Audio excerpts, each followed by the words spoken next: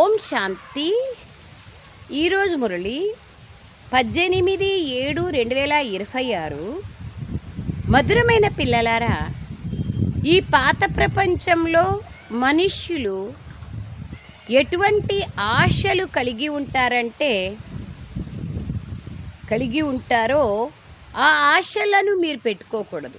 ప్రపంచంలో వాళ్ళ ఆశలు తాత్కాలికమైనవి కదా, అల్పకాలికమైనవి. ఒక జన్మ కోసము, ఒక జన్మ కూడా కాదు, అందులోనూ తాత్కాలికం, కేవలం కొద్ది సమయం కోసం మాత్రమే.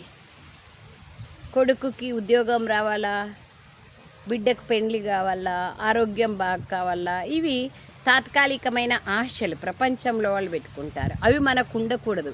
ఎందుకు? ఆల్రెడీ మనకు తెలుసు, కర్మల లెక్కాచారం అనుసారంగానే సుఖము, దుఃఖము, రోగాలు అన్నీ కర్మల లెక్కాచారాలే మనం అనుభవిస్తాం. లెక్కాచారాల ప్రకారంగానే వస్తాయి. అందుకోసం బాబాని ఈ ఆశలు అడగకూడదు. నా రోగం బాక్కని బాబా మొన్నటి రోజున చెప్పారు కదా, అనారోగ్యం రావడం కూడా మంచిదే, ఎందుకంటే కర్మల లెక్కాచారం ఇక్కడే చుట్టూ అవుతా ఉంది. అట్లాగా బాబా ఇక్కడ అంటున్నారు, మీకు ఆశలు ఉండకూడదు.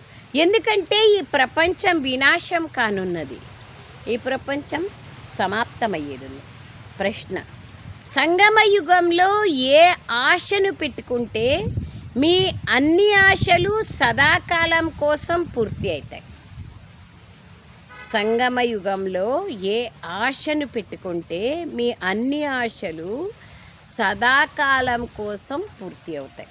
జవాబు: మేము పావనంగా అయ్యి బాబాను స్మృతి చేసి వారి నుండి పూర్తి వారసత్వాన్ని తీసుకోవాలి అనే ఒక్క ఆశ ఉండాలి. పవిత్రంగా అయినామంటే అన్ని ఆశలు సమాప్తమైపోతాయి. పవిత్రంగా కావాలంటే బాబా స్మృతినే, ఇంక వేరే ఉపాయమే లేదు. ఈ ఒక్క ఆశతో సదా అన్ని ఆశలు పూర్తి అవుతాయి. పవిత్రంగా అయిపోయినామంటే అన్ని ఆశలు సమాప్తమైపోతాయి. ఆశలే లేకుండా, కోరికలే లేకుండా సమాప్తమైపోతాయి.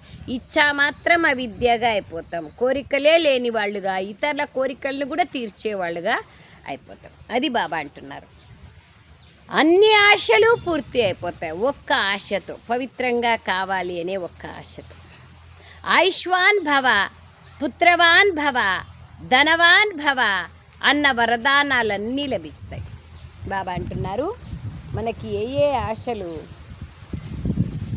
సమాప్తమైపోతాయి అంటే, పవిత్రంగా అయితే ఆయుష్ పెరుగుతుంది, పవిత్రంగా అయితే ఒక కొడుకు ఒక కూతురు నియమబద్ధంగా నడిచే రాజ్యంలోకి వస్తాం, ధనవంతులుగా అయిపోతాం. అనగా అపారమైన బంగారు ఇటుకలతో వజ్ర వైడూర్యాలు పొదిగిన మెహల్స్లో ఉంటామంటే, వజ్ర వైడూర్యాలతో ఆడుకుంటామంటే, పుష్పక విమానాల్లో తిరుగుతామంటే, ఇంకంతకంటే ధనవంతులు ఇంకెవరుంటారు? ఈ వరదానాలన్నీ లభిస్తాయి. పాట: మీరే తల్లి తండ్రి, మీరే గురువు దైవం సఖుడు స్వామి, సర్వము మీరే బాబా. ఓం శాంతి. ఓం శాంతి బాబా. మధురాతి మధురమైన పిల్లలకు అనగా ఆత్మలకు పరంపిత పరమాత్మ అర్థం చేయిస్తున్నారు. బేహద్దు తండ్రి మనకు వరదానాలు ఇస్తున్నారని మీకు తెలుసు. ఇతరులు పుత్రవాన్ భవ, ఐశ్వాన్ భవ, ధనవాన్ భవ అనే ఆశీర్వాదాలు ఇస్తారు. ప్రపంచంలో వాళ్ళు ధనవాన్ భవ అనొచ్చు, కానీ ఉండేదనం కూడా పోవచ్చు. వాళ్ళ ఆశీర్వాదాలు ఫలిస్తాయి అనేది లేదు, గ్యారెంటీ లేదు. లభించవచ్చు లేదా లభించకపోవచ్చు. ఇప్పుడు బాబా మీకు ఆయుష్వాన్ భవ అన్న వరదానాన్ని ఇస్తున్నారు. మీ ఆయుష్ చాలా దీర్ఘంగా ఉంటుంది. 150 సంవత్సరాలకే ప్రతి ఒక్కరూ శరీరాన్ని వదులుతారు. అక్కడ పుత్రుడు కూడా ఉంటారు, పుత్రవాన్ భవ. అతడు సుఖాన్ని ఇచ్చేవాడిగా ఉంటారు. ఈ ప్రపంచంలోని కొడుకులు కాదు, ఈ ప్రపంచంలోని పిల్లలు కాదు. ఈ ప్రపంచంలోని పిల్లలు అమ్మా నాన్నకు కూడా అన్నం పెట్టరు. ఎక్కడో పెరుగుతూ ఉండే డబ్బులు వేలు పెట్టి కుక్కలు తెచ్చుకొని దానికి బిస్కెట్లు పెట్టి, దానికి హాస్పిటల్కి చూపించి, దాన్ని కారులో తిప్పుతా, దాన్ని బుద్ధులు ఎట్లయిపోయినాయి చూడండి. అమ్మా నాన్న కనిపించే దైవం, వారిని చూసుకోరు. ఎక్కడో ఉండే కుక్కల్ని సాకుతారు. అట్లా పిల్లలు అట్లా వ్యక్తులు అయిపోయినారు. అమ్మా నాన్న నలుగురు పిల్లల్ని ఎంతో కష్టపడి తాను తినకనో సాకితే పిల్లలు ఇప్పుడు అమ్మా నాన్నను పంచుకుంటారు. 3 కొడుకులైతే ఒక్కొక్క ఇంట్లో 4 నెలలు ఉండండి అని. అమ్మా నాన్న 3 కొడుకుల్ని ఎంత సునాయాసంగా, ఎంత ఈజీగా, ఎంత సమాన దృష్టితో పెంచినారు. ఇది ప్రపంచం కలియుగ ధర్మం నడుస్తూ ఉంది. అందుకే బాబా అంటున్నారు, ఎట్లా కొడుకులైపోయినారు ఈ ప్రపంచంలో అంటున్నారు. అతడు సుఖాన్ని ఇచ్చేవాడిగా ఉంటాడు, ఇక్కడలాగా దుఃఖాన్ని ఇచ్చేవాళ్ళుగా ఉండరు. ఇప్పుడు బేహద్దు తండ్రి బేహద్దు సుఖం యొక్క వారసత్వాన్ని ఇస్తున్నారని పిల్లలైన మీకు తెలుసు. మనము తప్పకుండా ఆయుష్వంతులుగా, ధనవంతులుగా అవుతాం. ఇప్పుడు ఏ కోరికను మీ హృదయంలో పెట్టుకోకూడదు. మీ కోరికలన్నీ సత్యుగంలో పూర్తి అవుతాయి. సత్యుగంలో కోరికలే లేకుండా అయిపోతాయి. ఈ నరకంలోని కోరికలన్నీ అల్పకాలికమైనవి. ధనం సంపాదించాలి అన్న కోరిక కూడా వద్దు. ఎక్కువ ధనం లభించాలి, మంచి ఉద్యోగం లభించాలి అన్న ఈ కోరికలు కూడా పెట్టుకోకండి. కడుపు ఏదో కాస్త తింటుందంతే, 2 రొట్టెలు తింటే చాలు. ఎక్కువ లోభం ఉండకూడదు. ఎక్కువ ధనం ఉంటే అది సమాప్తమైపోతుంది. బాబా మనల్ని స్వర్గానికి అధిపతులుగా తయారు చేస్తున్నారు. దానమిస్తే గ్రహణం తొలగుతుందని బాబా అంటున్నారు. ఏ దానాన్ని ఇవ్వాలి? వికారాల దానాన్ని ఇవ్వాలి. కానీ అక్కడ ఏదో అన్నదానం, సువర్ణదానం, నేత్రదానం, 14 ప్రకారాల దానాలు ఉన్నాయి కదా, అవి కాదు. ఈ పంచవికారాలను దానం చెయ్యాలి. ఇవి దానం ఇస్తే గ్రహచారం వదులుతుంది. మరియు బాబా అంటున్నారు, మీరు 16 కళా సంపూర్ణులుగా అయిపోతారు. పున్నమి చంద్రుడు ఏ విధంగా సంపూర్ణంగా ఉంటారో ఆ విధంగా మనము సంపూర్ణంగా అయిపోతాం. మనము సర్వగుణ సంపన్నులుగా, 16 కళా సంపూర్ణులుగా ఇక్కడ అవ్వాలి. అక్కడికి వెళ్తాము, అయిన తర్వాత వెళ్తాం అక్కడికి. పంచవికారాలని దానమిస్తే అవుతాం. ఇది 100%. పట్టిన గ్రహచారం పోవాలంటే దానం ఇవ్వాలి. మధురమైన పిల్లలు బేహద్దు తండ్రి నుండి బేహద్దు వారసత్వాన్ని తీసుకోవాలనే ఆశ తప్ప ఇంకా ఏ ఇతర ఆశలు పెట్టుకోవకండి. కొద్ది సమయం మాత్రమే ఈ ప్రపంచం ఇంకా మిగిలి ఉంది. అర్థమైందా? ఇంకా ఎన్నో సంవత్సరాలు, ఇంకా ఎంతో చేయాలని భ్రమలో ఉన్నాం. ఇంకా కొద్ది సమయమే ఉంది, ఇంకా కొద్దిగా మాత్రమే ఉంది. ఈ వినాశం అవ్వడానికి ఇంకా కొద్ది సమయం మాత్రమే ఉంది. కావున ఈ పాత ప్రపంచంలో ఏ ఆశ పెట్టుకోవద్దండి. కేవలం ఒక్క తండ్రిని మాత్రమే స్మృతి చెయ్యండి. స్మృతిలో పిల్లలు సతోప్రధానంగా అవ్వాలి. ఈ ప్రపంచంలో మనుష్యులు ఏ ఆశలనైతే కలిగి ఉంటారో ఆ ఆశలనేవి ఏవి మీరు పెట్టుకోవాకండి. శివబాబా నుండి మేము మా వారసత్వాన్ని తీసుకోవాలి అనే ఒక్క ఆశ ఉండాలి, అంతే. ఇది సేవ చేయండి బాబా, అది సేవ చేయండి, ఇట్లా ఉంది. అయితే మన ఇంట్లో పెద్దవాళ్ళు బాబా కాబట్టి బాబాకి అన్నీ చెప్పాలి. ఏది జరగాలనో అది బాబా చేయిస్తారు డ్రామా ప్లాన్ అనుసారంగా. ఎప్పుడూ ఎవరికి ఏ దుఃఖాన్ని ఇవ్వకూడదు. ఒకరిపై ఒకరు కామ వికారాన్ని కలిగి ఉండడం కూడా అన్నింటికన్నా పెద్ద దుఃఖం. కావున సన్యాసీలు స్త్రీ నుండి దూరంగా ఉంటారు. అతడు వదిలేశాడు అంటారు. ఈ సమయంలో రావణ రాజ్యంలో అందరూ పతితులే, అందరిలోనూ వికారాలు ఉన్నాయి, పాపాత్ములే. ఇప్పుడు చాలా తక్కువ సమయం ఉంది. మీరు కనుక బాబా శ్రీమతంపై నడవకుంటే శ్రేష్టంగా అవ్వరు. పిల్లలు ఉన్నతోన్నతంగా అవ్వాలి. కావున పంచవికారాలను దానం ఇవ్వాలి. అప్పుడు ఈ గ్రహణం వదులుతుంది. అందరిపైన ఇప్పుడు గ్రహచారం ఉంది. పూర్తిగా నల్లగా అయిపోయారు. ఇప్పుడు నా నుండి వారసత్వం తీసుకోవాలనుకుంటే పావనులుగా కండి అని బాబా చెప్తున్నారు. ద్వాపర యుగము నుండి మీరు పతితులుగా అవుతూ అవుతూ సతోప్రధానం నుండి తమోప్రధానమైపోయినాం. వికారాల్లోకి వశమయ్యి అన్నీ పోగొట్టుకున్నాం. కావుననే ఓ పతిత పావన రండి, మీరొచ్చి మమ్మల్ని పావనంగా చెయ్యండి అని పిలుస్తాం.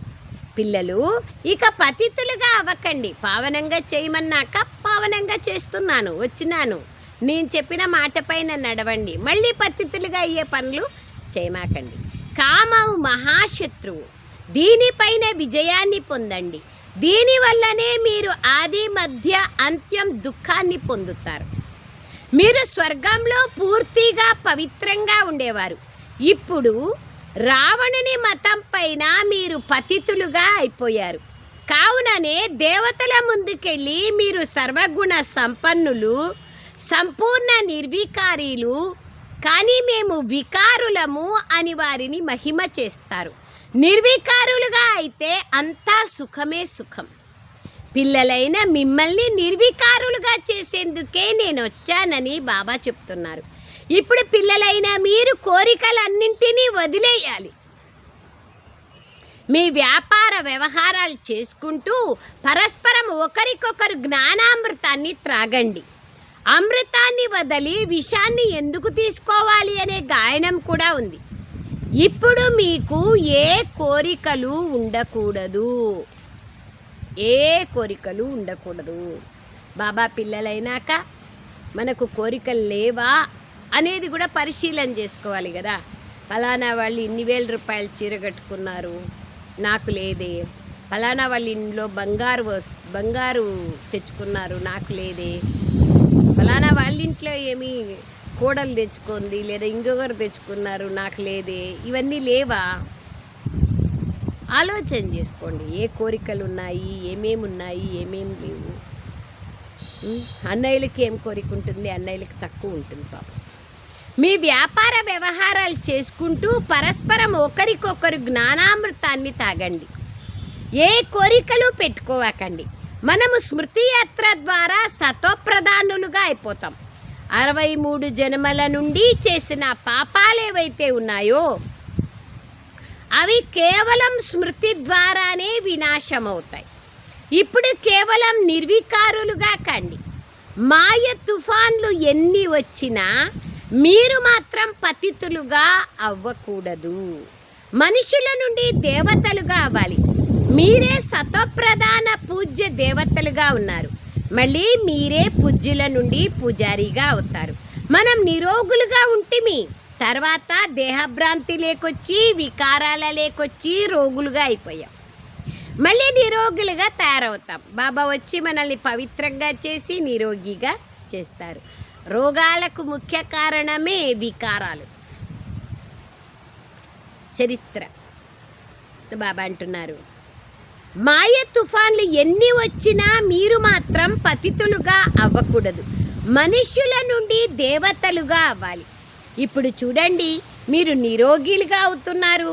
నిరోగిలుగా అయినప్పుడు మీ ఆయుష్ ఎంత దీర్ఘంగా ఉంటుంది, గొప్ప ఆయుష్ ఉంటుంది. 150 సంవత్సరాలు ఇచ్చామాత్రం మృత్యు, 150 సంవత్సరాలు మృత్యు ఉంటుంది. నేను అనుకున్నప్పుడే చనిపోతాను. ఎంత బాగుంటుంది.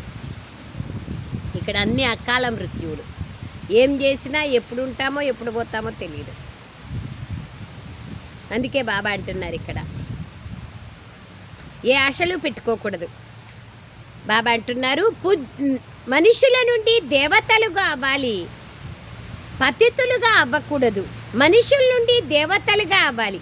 మీరే సతోప్రధానమైన పూజ్య దేవతలుగా ఉంటిరి. మళ్ళీ మీరే పూజ్యుల నుండి పూజారీలుగా అవుతారు. నిరోగిలుగా ఉన్నాము, రోగిలుగా అయ్యాము. ఇప్పుడు ఏ ఆశలు పెట్టుకోకూడదు. మనుషులకు చూడండి, కూర్చుంటూ చనిపోతారు. ఇవన్నీ అశుద్ధమైన ఆశలు. ముళ్ళ నుండి పుష్పాలుగా అయ్యేందుకు ఒకే ఒక ఫస్ట్ క్లాస్ అయిన ఆశ ఉంది. నన్నొక్కడనే గుర్తు చేసుకోండి, పుణ్యాత్మగా అయిపోతారు. మనం బాబాని ఎంత గుర్తు చేసుకుంటే అంత మనం పుణ్యాత్మగా అయిపోతాం. ఇదొక్క ఆశని ఉండాలి. ఇంకా వేరే ఆశలు ఏవి ఉండకూడదు. అదే బాబా చెప్తున్నారు. పిల్లలారా, వేరే ఆశలు ఏవి పెట్టుకోవాకండి. బాబా ఇదే చెప్తున్నారు. సో నన్ను స్మృతి చేసినట్లయితే పుణ్యాత్మగా అవుతారు. బాబా చెప్తున్నారు, ఈ సమయంలో అందరిపైన రాహు గ్రహణం ఉంది. ఇప్పుడు మొత్తం భారతదేశం అంతటిపైన రాహు గ్రహణం ఉంది. ఆ తర్వాత బృహస్పతి దశ కావాలి బాబా అంటున్నారు. ఇప్పుడు మన పైన బృహస్పతి దశ కూర్చోందని మీకు తెలుసు. భారతదేశం స్వర్గంగా ఉండేది. సత్యుగంలో మీ పైన బృహస్పతి దశ ఉండేది. ఈ సమయంలో రాహు దశ ఉంది. ఇప్పుడు మళ్ళీ బేహద్దు తండ్రి నుండి బృహస్పతి దశ లభిస్తుంది. బృహస్పతి దశ తర్వాత 21 జన్మలు సుఖం లభిస్తుంది. సత్య త్రేతాయుగాలలో అపారమైన సుఖంలో ఉంటాం. ఆ తర్వాత త్రేతాయుగంలో శుక్రదశ. సత్య త్రేతాయుగాల్లో బృహస్పతి దశ సత్యుగంలో, త్రేతాయుగంలో శుక్రదశ. ఎవరు ఎంతగా స్మృతి చేస్తే అంతగా, ఎక్కువగా స్మృతి చేస్తే ఎక్కువగా బృహస్పతి దశ లభిస్తుంది. బాబా అంటున్నారు, ఇప్పుడు అందరూ వాపస్ ఇంటికి వెళ్ళాలన్న విషయాన్ని కూడా బాబా అర్థం చేయించారు. కావున తండ్రి పైన బాబా అంటారు, తండ్రిని స్మృతి చేసినట్లయితే మీ వికర్మలు వినాశం అవుతాయి.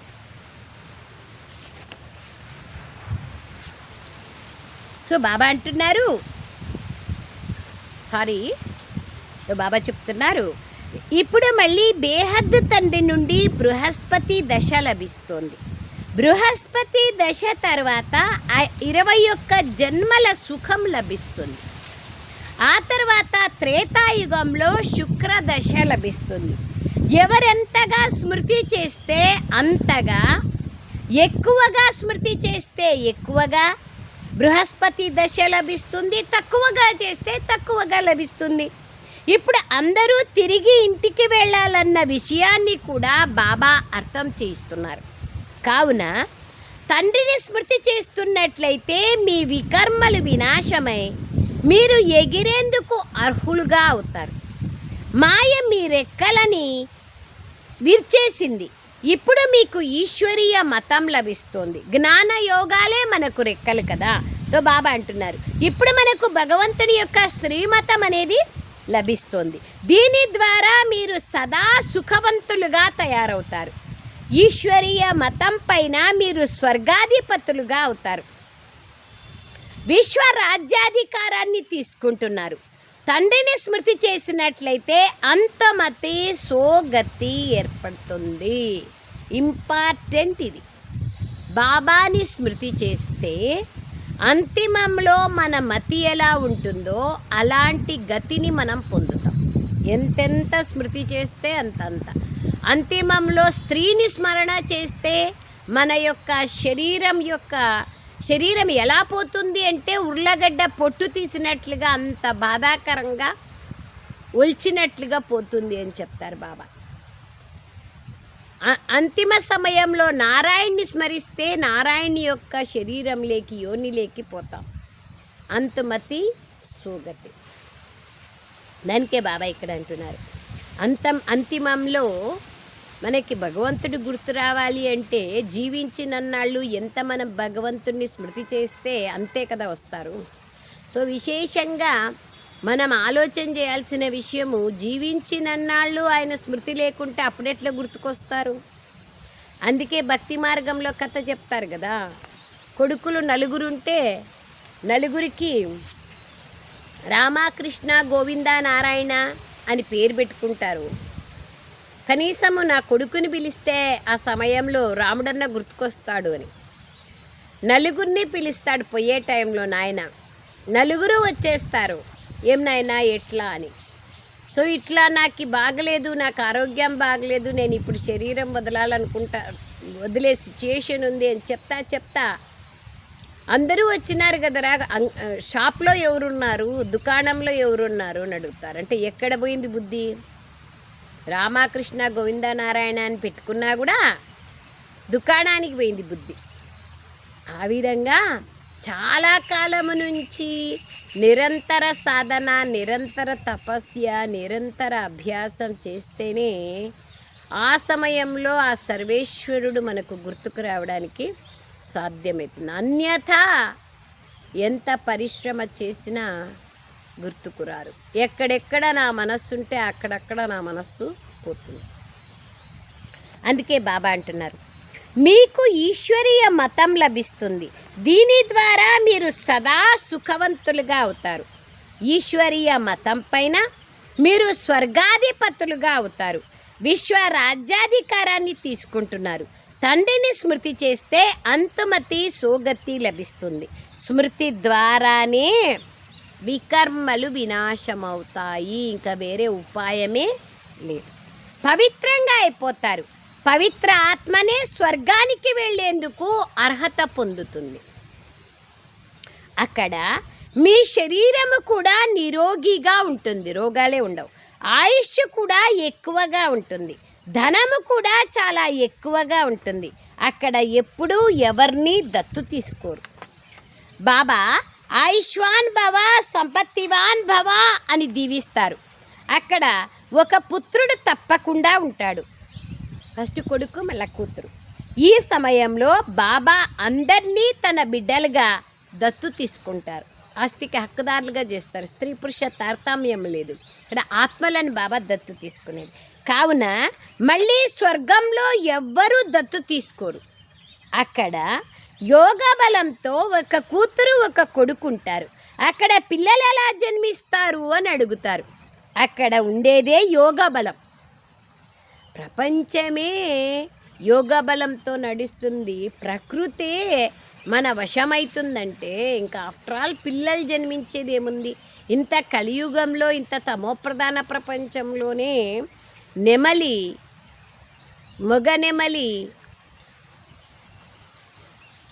ఆడనెమలి యొక్క పురివిప్పి నాట్యం చేసేటప్పుడు మగ నెమలి ఆనంద బాష్పాలు రాలుస్తుంది. ఆ ఆనంద బాష్పాలను స్వీకరించి ఆడనెమలి గర్భం ధరిస్తుంది. ఈ కలియుగ లాస్ట్ ప్రపంచంలోనే. అట్లా మనం ఆలోచన చేస్తే సత్యుగంలో జన్మెట్లా దొరుకుతుంది? వికారాలు ఉంటేనే కదా జన్మించేది. అంటే ఇప్పుడు కూడా చాలామంది జీవితంలో భగవంతుణ్ణి స్మరణ చేస్తూ ఉంటే, లేదా ఎవరో సాధు సన్యాసులు, ఋషులు, మునులు, మనం జనక మహారాజుది కూడా విన్నాము. తర్వాత దశరథ మహారాజు కొడుకులు రాముడు, లక్ష్మణుడు, భరత శత్రుఘ్నులు, కౌసల్య, సుమిత్ర, కైకేయి వీళ్లకు రాజసూయ యాగము, పుత్రయాగము చేసి దేవి ప్రత్యక్షమయ్యి పాయసం ఇచ్చి దాన్ని స్వీకరించండి అంటే అప్పుడు జన్మ తీసుకున్నారని రకరకాలుగా దానికి కొంచెం కొంచెం ఉదాహరణలు శాస్త్రాల్లో ఉన్నాయి. అందుకే బాబా ఇక్కడ అంటున్నారు, యోగ బలం ద్వారా జన్మ తీసుకుంటారు. సదా గుర్తుపెట్టుకోండి. వికారాలు లేకుంటే ప్రపంచం ఎట్లా పెరుగుతుంది అనేటువంటి శబ్దం చెప్పేటువంటి వాళ్లకు బాగా మనం ఆన్సర్ ఇవ్వాలి. అక్కడ ఉండేదే యోగ బలం. డ్రామాలో ఇది రచింపబడి ఉంది. సత్యుగంలో అందరూ యోగులే. కృష్ణుణ్ణి యోగేశ్వరుడు అని అంటారు. అలాగని కృష్ణుడు యోగంలో ఉంటాడని కాదు. అతడు పూర్తి పవిత్ర యోగి. ఈశ్వరుడు అందరినీ యోగేశ్వర్లుగా తయారు చేశాడు. కావున భవిష్యత్తులో వారు యోగులుగా ఉంటారు. బాబా యోగులుగా తయారు చేశారు. యోగుల ఆయుష్ దీర్ఘాయుష్ ఉంటుంది. భోగుల ఆయుష్ తక్కువగా ఉంటుంది. అందుకే మీరు చూడండి, ఋషులు మునులు తపస్సు చేస్తూ ఉంటే పుట్టలు పెరిగేటివి అని చెప్పడం జరుగుతుంది. జటాయువులు పెరిగినట్లుగా కూడా చూపిస్తారు యోగిలు తపస్సు చేస్తూ ఉంటే. బాబా అంటున్నారు, కృష్ణుణ్ణి యోగేశ్వరుడు కూడా అంటారు. భోగిల ఆయుష్ తక్కువగా ఉంటుంది. ఈశ్వరుడు పిల్లలను పవిత్రంగా చేసి వారికి యోగాన్ని నేర్పించి దేవతలుగా తయారు చేశాడు. వీరిని యోగులు అంటారు. సో బాబా అంటున్నారు, అందరినీ యోగేశ్వరులుగా తయారు చేశారు. కావున భవిష్యత్తులో వారు యోగులుగా ఉంటారు. ఈశ్వరుడు పిల్లల్ని పవిత్రంగా చేసి వారికి యోగాన్ని నేర్పించి దేవతలుగా తయారు చేశారు. వీరిని యోగులు అంటారు. యోగులు లేదా ఋషులు పవిత్రంగా ఉంటారు. మీరు రాజ ఋషులు. ఋషి అనగా బేహద్ వైరాగి, రాజు అనగా స్వయం పైన, కర్మేంద్రియాలపైన, జ్ఞానేంద్రియాలపైన రాజా. రాజయోగాన్ని నేర్చుకుంటున్నారని మీకు బాబా అర్థం చేస్తున్నారు. ఈ సమయంలో బాబాను స్మృతి చేయాలి. పిల్లలు పుట్టాలని తప్పుడు కోరికలు ఉండకూడదు. ఎంత బాగా చెప్తున్నారు చూడండి బాబా. మళ్ళీ వికారాల్లోకి వెళ్ళాల్సి ఉంటుంది కదా, కామవికారంలోకి వెళ్ళాల్సి ఉంటుంది. దేహాభిమానులు కామవికారులు, ఆత్మాభిమానులు నిర్వికారీలుగా ఉంటారు. పవిత్రులుగా అవ్వండి అని బాబా అర్థం చేస్తున్నారు. ఇప్పుడు ఈ వికారాల్లోకి వెళ్ళడం, దానం చేస్తే మీకు పట్టిన గ్రహణం తొలగిపోతుంది. మీరు పవిత్రంగా అయితే మీ దుఃఖాలన్నీ దూరం అయిపోతాయి. మీరు స్వర్గాధిపతులుగా అయిపోతారు అని బాబా తెలియచేస్తున్నారు. ఆత్మలతో మాట్లాడుతున్నారు. బాబా ఎంతో సుఖాన్ని ఇస్తారు. బాబా నుండి పూర్తి వారసత్వాన్ని తీసుకోవాలి కదా. బాబా వచ్చినప్పుడు మనం పూర్తి ఆస్తి బాబా ఇస్తున్నప్పుడు మనం తీసుకోవాలి కదా. అది బాబా అంటున్నారు. ఎవరైనా ఏదైనా మనకి ఆస్తిని ఇచ్చినప్పుడు ఏం చేస్తాము? చాలే మా అన్నకే ఎక్కువ ఇండి, నాకు తక్కువ ఇండి అంటామా? లేదు కదా. పూర్తి ఆస్తిని తీసుకుంటాం. ఈ ప్రపంచంలో కళ్ళకు కనపడతా ఉంది కాబట్టి బాబాతో మరి ఇంకా ఎక్కువ తీసుకోవాలి కదా. బాబా అంటున్నారు మీరు స్వర్గాధిపతులుగా అయిపోతారని బాబా ఆత్మలతో మాట్లాడుతున్నారు. బాబా ఎంతో సుఖాన్ని ఇస్తారు. తండ్రి నుండి పూర్తి వారసత్వాన్ని తీసుకోవాలి కదా. బాబా పేదల పాలిట పెన్నిది. సుధాముడు లేదా కుచేలుడు 2 పిటికెళ్ళ బియ్యముని ఇవ్వడంతో అతడికి మెహల్స్ లభించాయి అంటారు. కానీ బాబా మొత్తం 21 జన్మలకు వారసత్వాన్ని ఇచ్చేస్తారు. ఇప్పుడు అందరూ వాపస్ ఇంటికి వెళ్ళాలని కూడా మీరు అర్థం చేసుకున్నారు. శివబాబా స్థాపనా కార్యంలో ఎవరెంతగా సహాయం చేస్తే అంత మంచిది. అంతే కదా. బాబా కార్యంలో ఎంత సహాయం చేస్తే అంత మంచిది. అంతే కదా. మన బాబాకు చేసిందే మన జతలో వస్తుంది. ఇంకా మిగతాదంతా ఇక్కడే వినాశం అయిపోయేది ఉంది. ఇది బాగా అర్థం చేసుకోవాల్సిన విషయం. సో బాబా అంటున్నారు బాబా పేదల పాలిట పెన్నిది అయినారు. బాబా ఇప్పుడు అవినాశి రుద్రగీత జ్ఞాన యజ్ఞాన్ని స్థాపన చేశారు. బాబా యొక్క స్థాపనా కార్యంలో ఎవరు ఎంత సహాయం చేస్తే అంత ఉన్నత పదవి లభిస్తుంది. ఎవరు చేస్తారో వాళ్ళకే లభిస్తుంది కదా.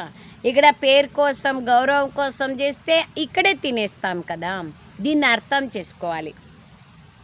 ఇంట్లో యూనివర్సిటీ లేదా హాస్పిటల్ని తెరవండి. సోదరులారా, 21 జన్మల కోసం సదా ఆరోగ్యంగా సుసంపన్నంగా అవ్వాలనుకుంటే ఇక్కడికి వచ్చి అర్థం చేసుకోండి. అది ఇంపార్టెంట్. మేము ఒక్క క్షణంలో సదా ఆరోగ్యవంతంగా సుసంపన్నులుగా అయ్యేందుకు దారిని చూపిస్తామని వ్రాయండి. మీరు డాక్టర్లు కదా, డాక్టర్లు తప్పకుండా బోర్డును పెడతారు. లేకపోతే మనుషులకు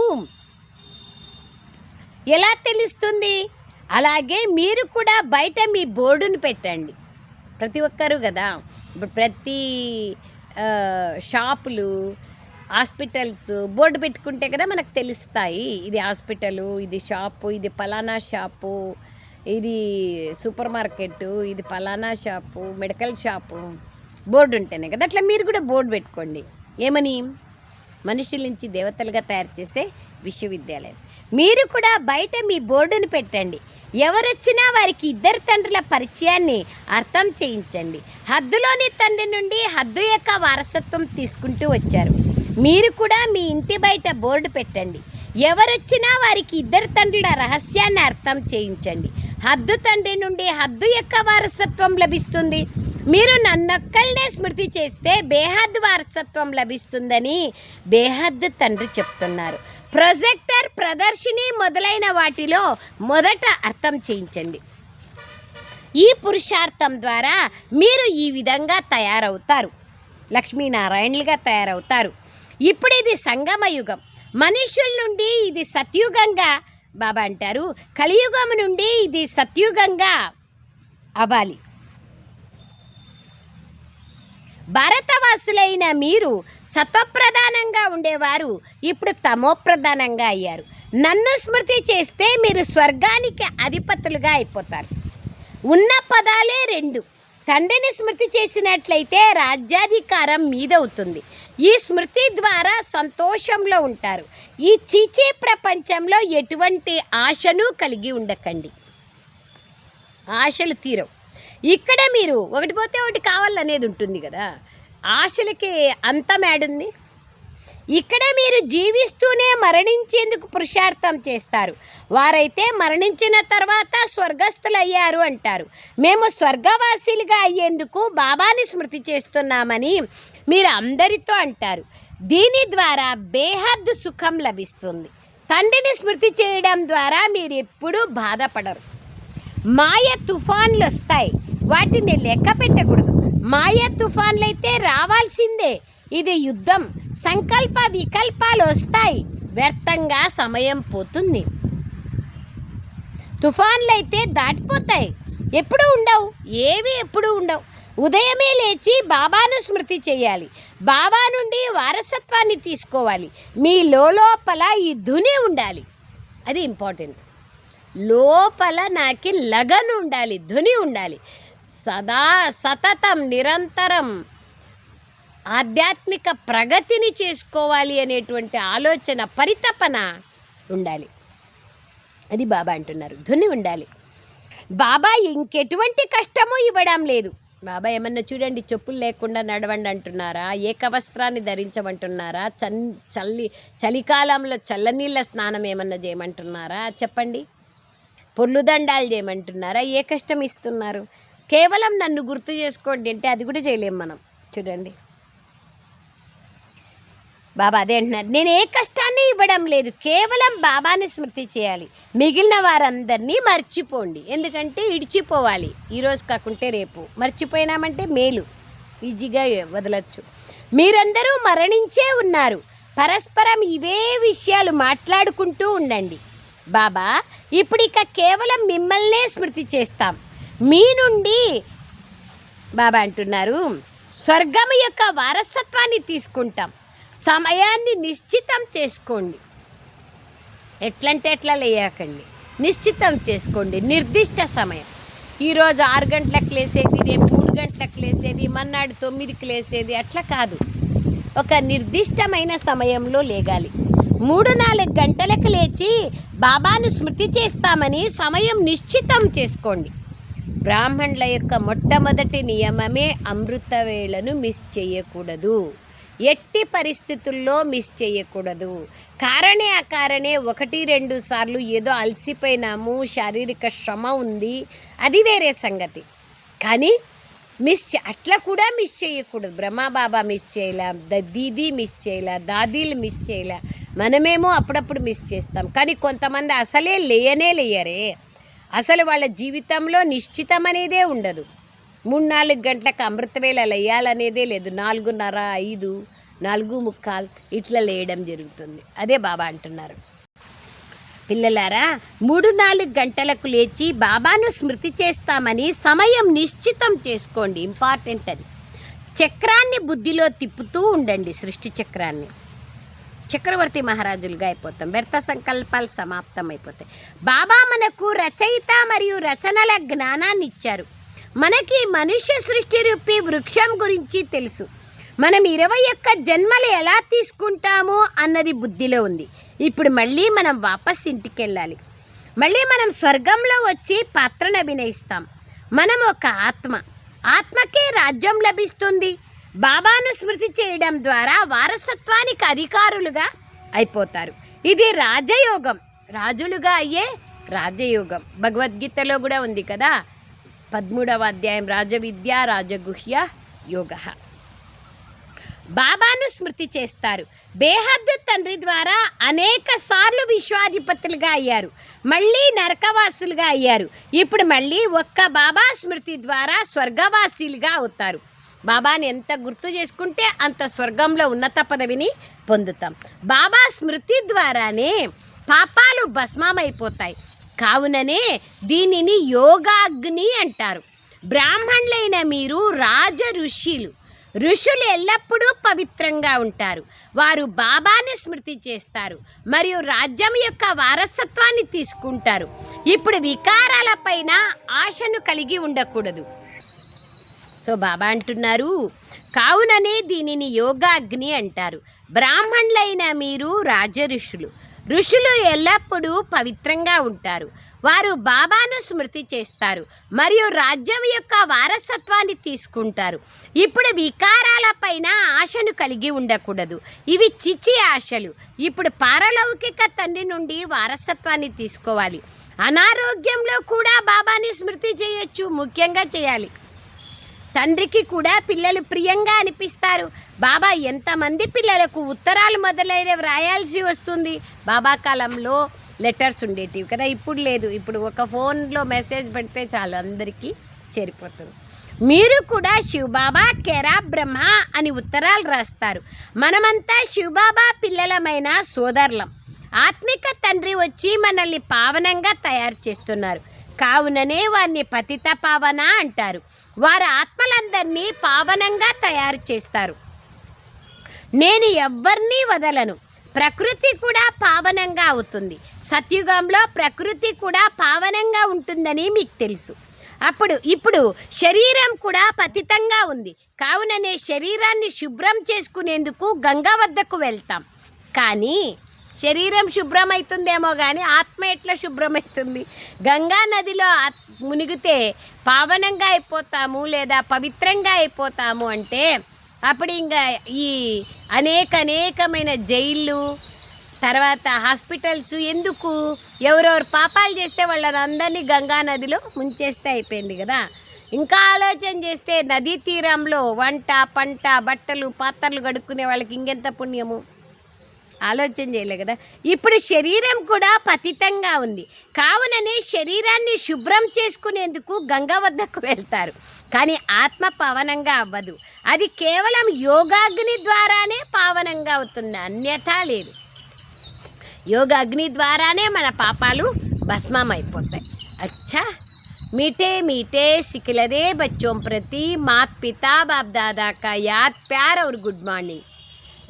रूहानी बाप की रूहानी बच्चों को नमस्ते. हम रूहानी बच्चों की रूहानी माता पिता बाप दादा को याद प्यार गुड मॉर्निंग और नमस्ते नमस्ते नमस्ते बाबा नमस्ते. ధన్యవాదాలు తండ్రి, ధన్యవాదాలు. సారాంశం బాబా అంటున్నారు,